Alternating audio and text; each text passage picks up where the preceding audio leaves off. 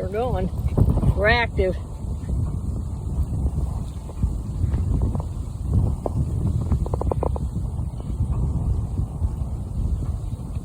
Declaration of Independence in Congress, July 4th, 1776. The unanimous declaration of 13 United States of America. When in the course of human events it becomes necessary for one people to dissolve a political bands which they have connected themselves with another, and to assume among the powers of the earth the separation and equal station to which the laws of nature and the nature's God entitle them. A decent respect to the opinions of mankind requires that they should declare the cause which impels them to separation. We hold these truths to be self-evident, and all men are created equal, that they are endowed by their Creator with certain unalienable rights. Amongst these are life, liberty, and the pursuit of happiness. To secure these rights, governments are instituted among men, deriving their just power from the consent of the governed.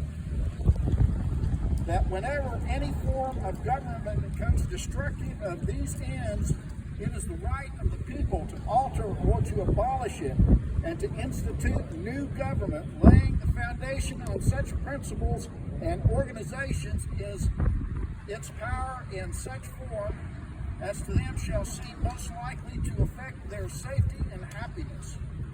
Prudence indeed will dictate that governments long established should not be changed for light or transient causes, and accordingly all experience has shown that mankind are more disposed to suffer while evils are sufferable than the right themselves to abolish the form in which they are accustomed.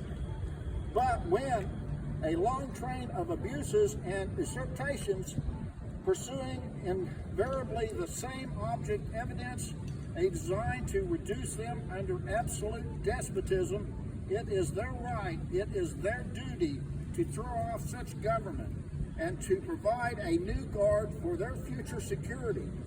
Such has been the patient sufferance of these colonies, and which is now necessary with constraints them to alter their former system of government. The history of the present King of Great Britain is a history of repeated entries and usurpations, all having a direct object, the establishment of absolute tyranny over these states.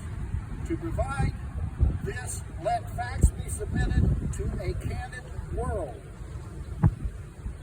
He has refused his assent to law, the most wholesome and necessary for public good. He has forbidden his governors to pass laws of immediate and pressing importance, unless suspending their operation till his assent should be obtained, and when so surrendered, he has utterly neglected to attend to them. He has refused to pass other laws for the accommodation of large districts of people, unless those people would relinquish their right of representation in the legislature, a right inestimable to them, for formidable to tyrants only. He has called together legislative bodies at places unusually uncomfortable and distant from their depository and their public record, for the sole purpose to fatigue them into compliance with his measures. He has dissolved representation houses repeatedly for opposing with many firmness his invasion on the people, the right of the people. He has refused a long time after such dissolutions to cause others to be elected were by the legislative powers incapable of annihilation have returned to the people at large for their exercise. The state remains in the meantime exposed to all dangers of invasion from without and convulsions from within. He has endeavored to prevent the population of these states for that purpose of obstructing the laws, for naturalization of foreigners, refusing to pass others to encourage their migration hither, and raising the conditions of new appropriations of land. He has obstructed the administration of justice by refusing his assent to the laws for establishment judiciary power. He has made judges dependent on his will alone for their tenure of their office and the amount and payment of their salaries. He has erected a multitude of new offices and sent hither swarms of officers to harass our people and eat out their substance. He has kept among us in times of peace standing armies without consent of our legislators. He has affected to render the military independent of and superior to the civilian powers. He has combined with others to subject us to jurisdictions foreign to our Constitution and unacknowledged by our laws, giving his assent to their act of pretend legislation, for quartering large bodies of armed troops among us, for protecting them by mock trials from punishment of any murders which they should commit on the inhabitants of these states, for cutting off our trade with all parts of the world, for imposing taxes without our consent, for depriving us of many cause of the benefit of trial by jury, for transporting us beyond seas to be tried for pretend offenses, for abolishing the free system of English law in a neighboring providence, establishing therein an arbitrary government and enlarging its boundaries so to render it at once an example and fit instrument, introducing the same absolute rule to the colonies, for taking away our charters, abolishing our most valuable laws, and altering fundamentally the forms of our government, for suspending our legislatures and declaring themselves invested with powers to legislate for us in all cases whatsoever.